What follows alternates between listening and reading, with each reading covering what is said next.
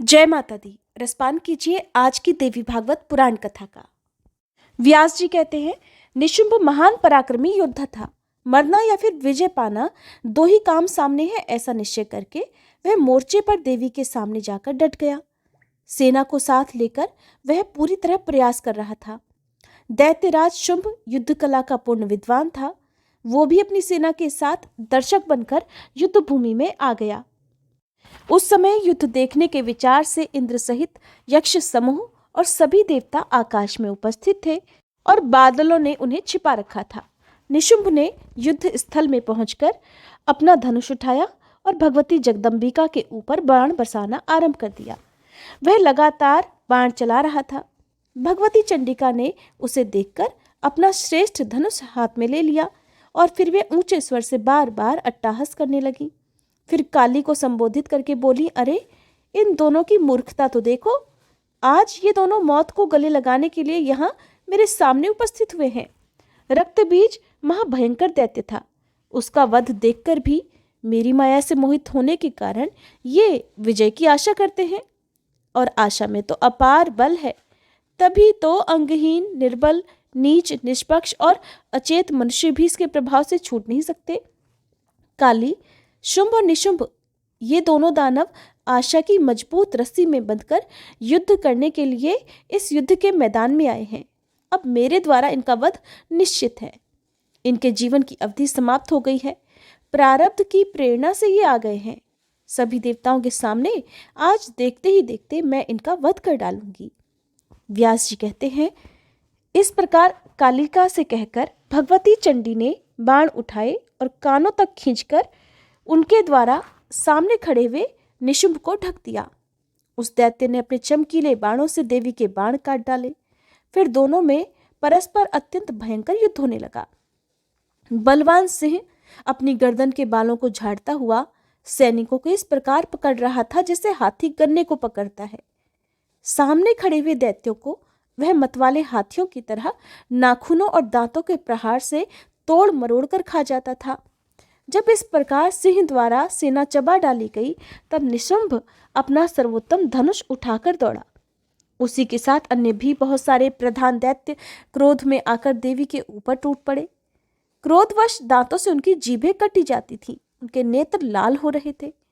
उसी अवसर पर शुंभ भी सैनिकों सहित सहसा आ गया और काली का परवार करके भगवती जगदम्बा को पकड़ने के लिए आगे बढ़ा। उसने आकर देखा, भगवती जगदम्बा युद्ध भूमि में सामने खड़ी हैं। उनका कमनीय विग्रह भीषण रौद्र रस और सुंदर श्रृंगार रस से सुशोभित है। उनकी भौहें बड़ी विकट है। त्रिलोकी में वे अत्यंत अनुपम सुंदरी हैं और क्रोध के कारण उनकी आंखें लाल हो रही हैं। दूर से ही देवी का ऐसा रूप देखकर शुंभ की विवाह विषयक इच्छा और विजय संबंधी आशा दोनों ही शांत हो गई। मरने का निश्चय करके वह तो धनुष हाथ में लिए हुए खड़ा रहा। तब देवी मोर्चे पर उपस्थित सभी दैत्यों को सुनाते हुए हंसकर शुंभ के प्रति इस प्रकार कहने लगी, अरे पामरो, अगर तुम जीने की इच्छा रखते हो तो अभी अस्त्र शस्त्र डालकर पाताल में या फिर समुद्र में चले जाओ, नहीं तो युद्ध भूमि में मेरे बाणों के प्रहार से निष्प्राण होकर स्वर्ग सिधारो और अनिश्चिंता पूर्वक वहां का सुख भोग कर सभी आनंद का अनुभव करो। व्यास जी कहते हैं, देवी की बात सुनकर अभिमान में चूर रहने वाला निशुंभ तेज धार वाली तलवार और अष्टचंद्र नामक ढाल लेकर दौड़ा। उसमें असीम बल था। उसने तुरंत तलवार से सिंह के मस्तक को चोट पहुंचाई। तब देवी ने अपनी गदा से निशुंभ की तलवार के प्रहार को रोककर फरसे से उसके कंधे पर चोट कर दी। उस महाभिमानी दैत्य का कंधा तलवार से आहत हो गया। फिर भी उसने उस पीड़ा को सहन कर चंडिका पर शस्त्र चलाना प्रारंभ रखा। तब देवी ने सबको भयभीत करने वाली अपनी घोर घंटा ध्वनि की। साथ ही निशुंभ का वध करने की इच्छा प्रकट करती हुई वे बार बार मधु पीने लगी। इस प्रकार अत्यंत भयंकर देवासुर संग्राम होने लगा। सभी परस्पर दूसरे को जीतने के लिए लालयित थे। मांस खाने वाले गीध और कौवे आदि पक्षी तथा कुत्ते और सियार प्रभृति भयंकर जानवर अत्यंत तृप्त होकर नाच रहे थे। उस समय दानवों के मृत शरीरों से तथा रक्त बहाते हुए हाथियों और घोड़ों की लाशों से पटी हुई वह युद्ध स्थली अनुपम शोभा पा रही थी। धाराशायी दानवों को देखकर निशुंभ के क्रोध की सीमा नहीं रही। अपनी भयंकर गदा लेकर वह बड़ी शीघ्रता के साथ देवी पर झपटा। अभिमान में चूर रहने वाले उस दैत्य ने गदा से सिंह के मस्तक पर प्रहार कर दिया, फिर गदा उठाई और हंसकर देवी पर प्रहार करने दौड़ा। अब देवी के मन में भी बड़ा क्रोध छा गया। निशुंभ सामने खड़ा होकर मारने को तत्पर खड़ा था। उसे देखकर भगवती जगदम्बा कहने लगी, मूर्ख, मैं तलवार चला रही हूं, जब तक ये तेरे गले के पास ना पहुंच जाए तब तक ठहर जा, फिर तो तेरा यमराज के घर जाना सर्वथा निश्चित है। व्यास जी कहते हैं, इस प्रकार कहकर भीषण तलवार से भगवती चंडिका ने तुरंत निशुंभ के मस्तक को धड़ से अलग कर दिया। देवी के प्रयास से मस्तक कट जाने पर वह अत्यंत विकराल धड़ हाथ में गदा लिए देवताओं को भयभीत करता हुआ नाचने लगा। तब देवी ने अपने चमकीले बाणों से उस दानव के हाथ पैर भी काट डाले। अब पर्वत की तुलना करने वाला वह नीच दैत्य प्राणहीन होकर पृथ्वी पर गिर गया। उस दैत्य में अत्यंत भयंकर पराक्रम था। उसके गिर जाते ही सेना में भीषण हाहाकार मच गया। सैनिक भय से कांप उठे। सभी सैनिक रक्त से भीग चुके थे। हथियार फेंककर चिल्लाते हुए वे राजभवन पर जाकर ठहरे, क्योंकि इस बीच में शुंभ भी लौट गया था। तब शत्रु के संहार की शक्ति रखने वाले शुंभ ने आए हुए दैत्यों को देखकर उनसे पूछा कि अरे, निशुंभ कहाँ है और घायल होकर तुम्हारे भागने का क्या कारण है? शुंभ दानवों का राजा था। उसकी बात सुनकर भागकर आए हुए दैत्य नम्रतापूर्वक कहने लगे, राजन, आपके भाई निशुंभ प्राणों से हाथ धोकर युद्ध भूमि में सदा के लिए सो गए हैं। उनके जितने भी अनुचर थे उन्हें भी उस स्त्री ने मार डाला है। वहां के ये समाचार बताने के लिए ही हम आपके पास भागकर आए हैं। राजन, जिसने युद्ध के मैदान में निशुंभ को मार डाला है, उस चंडिका के साथ अब युद्ध करने का अवसर नहीं है। देवताओं का कार्य सिद्ध करने के उद्देश्य से ही ये कोई अद्भुत देवी प्रकट हुई है और समस्त दैत्य कुल का संहार करना ही इस देवी के अवतार का उद्देश्य है। ये निश्चित जान लेना चाहिए। ये साधारण स्त्री ना होकर सर्वोत्कृष्ट शक्ति रखने वाली कोई महादेवी है। इसके चरित्र अचिंत्य है। देवता लोग भी कभी इसे नहीं जान सकते। तरह तरह के रूप धारण करने वाली ये देवी माया के रहस्य को सभी प्रकार से जानती है। इसके भूषण बड़े अद्भुत हैं। ये हाथ में सभी आयुध लिए हुए है। गूढ़ चरित्र वाली इस देवी को जानना साधारण बात नहीं है। महाराज, जान पड़ता है कि मानो कोई दूसरी काल रात्रि ही हो। सबके गुप्त रहस्य को जानने वाली वह पूर्णतामयी देवी सभी शुभ लक्षणों से संपन्न है और देवता भी आकाश में रहकर निर्भीकता पूर्वक उसकी स्तुति कर रहे हैं। व्यास जी कहते हैं कि भागकर आए हुए सैनिकों की ऐसी बातें सुनकर दैत्यराज शुंभ तुरंत उनसे कहने लगा। उस समय उसकी आंखें क्रोध से नाच रही थी। शुंभ कहने लगा, अरे मूर्खो, तुम्हारे मुख से इस प्रकार के खोटे वचन क्यों निकल रहे हैं? मुझे अपना जीवन प्यारा नहीं है। क्या भाइयों और मंत्रियों को मरवाकर निर्लज्ज होकर मैं भाग जाऊं? प्राणियों का शुभ और अशुभ अत्यंत बलवान काल के हाथ में है। ये सत्य है कि गुप्त रूप से सब पर शासन करने वाला वह काल हटाया नहीं जा सकता। भला इस स्थिति में मुझे क्यों चिंता करनी चाहिए? जो होना है वो तो होकर ही रहेगा। काल जो कर रहा है वो करता रहे। जीने या फिर मरने की उलझन में पड़कर मेरा मन कभी चिंतित नहीं हो सकता। जो सभी देवताओं को जीतने वाला था वह निशुंभ इस स्त्री के हाथों मर गया। रक्तबीज महान शूरवीर था, वो भी इस लोक से चल बसा। जब ये सभी मृत्यु के मुख में चले गए तब अपनी कमनीय कीर्ति खोकर मैं भी जीने की आशा क्यों करूं? जगत की रचना करने वाले ब्रह्मा सर्वसमर्थ हैं, लेकिन जब दोनों परार्थ समाप्त हो जाते हैं तब स्वयं वे भी शरीर छोड़ देते हैं। ब्रह्मा के एक दिन में 1000 चतुर्युग समाप्त हो जाते हैं। इतने में 14 इंद्र शासन करके स्वर्ग से चले जाते हैं। अरे मूर्खो, देव की बनाई हुई यह मृत्यु एक पग भी इधर उधर नहीं हो सकती।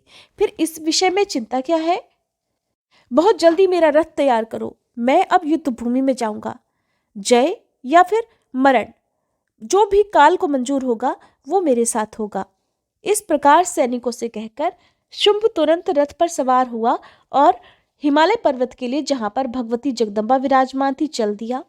उस अवसर पर हाथी, घोड़े, रथ और पैदल चलने वालों से सुसज्जित चतुरंगिणी सेना भी उसके साथ ही साथ चल पड़ी।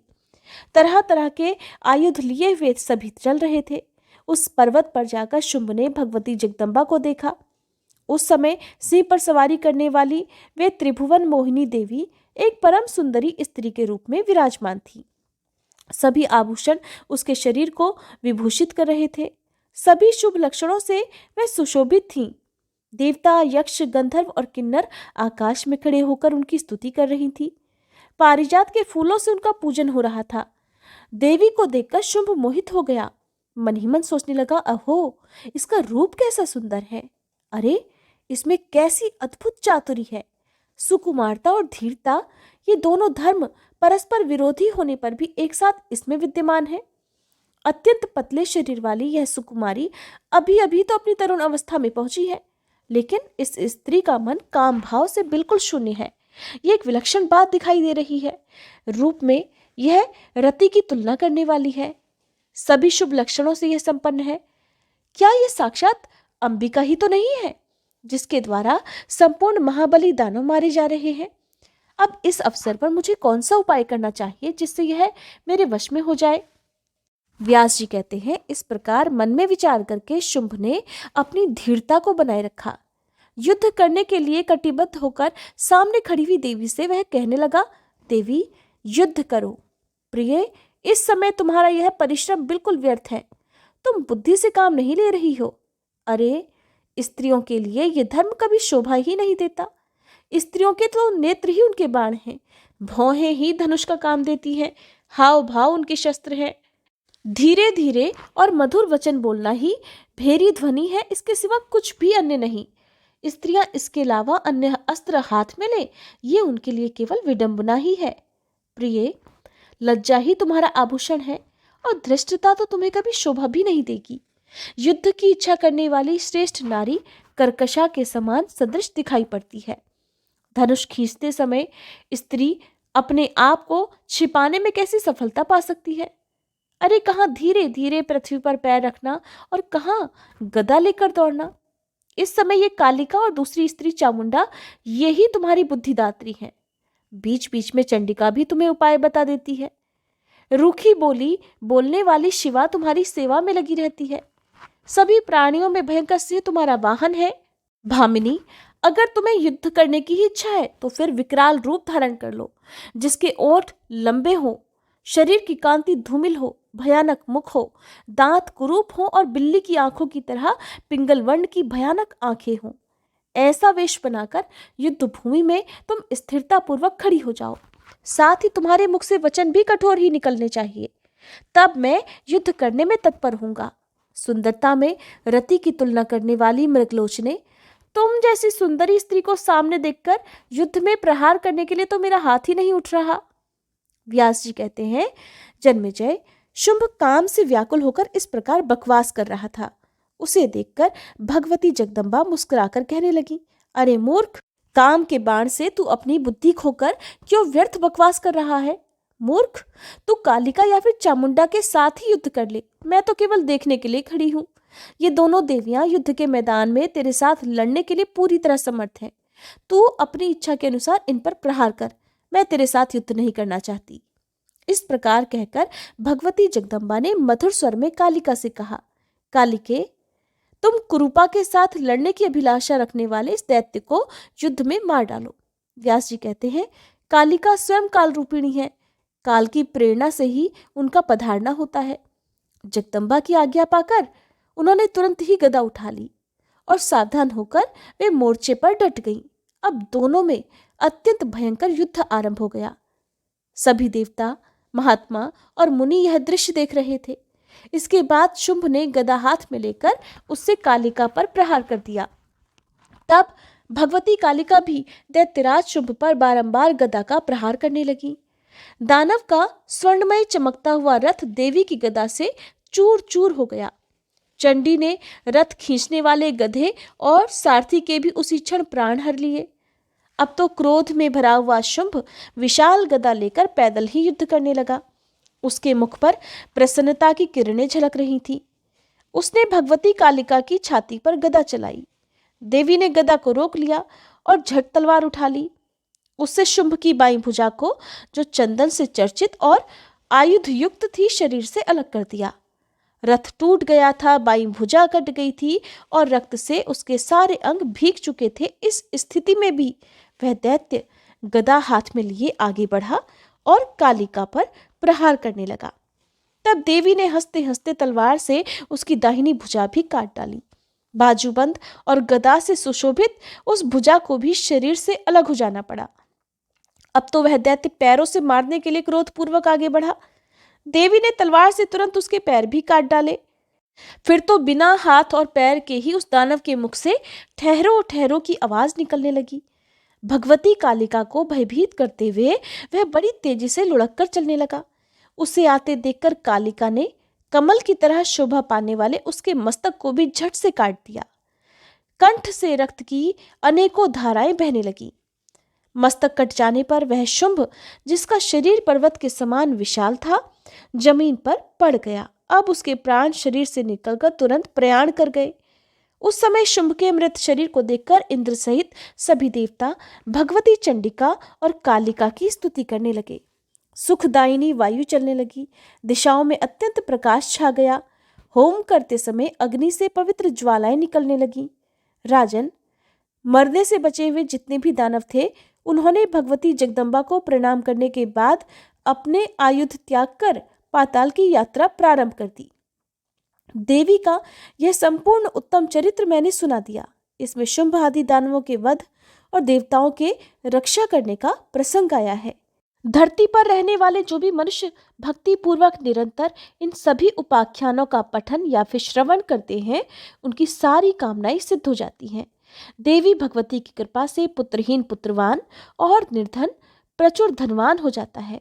रोगी रोग से मुक्त हो जाता है। इसके प्रभाव से सभी कामनाएं पूर्ण हो जाती हैं। इस पवित्र आख्यान को सुनने वाला मनुष्य शत्रु से भयभीत नहीं हो सकता और निरंतर इसका अध्ययन और श्रवण करने वाला मनुष्य मुक्ति का अधिकारी होता है। जय माता दी। आज की कथा समाप्त हुई। उम्मीद है ये वीडियो आपको पसंद आई होगी।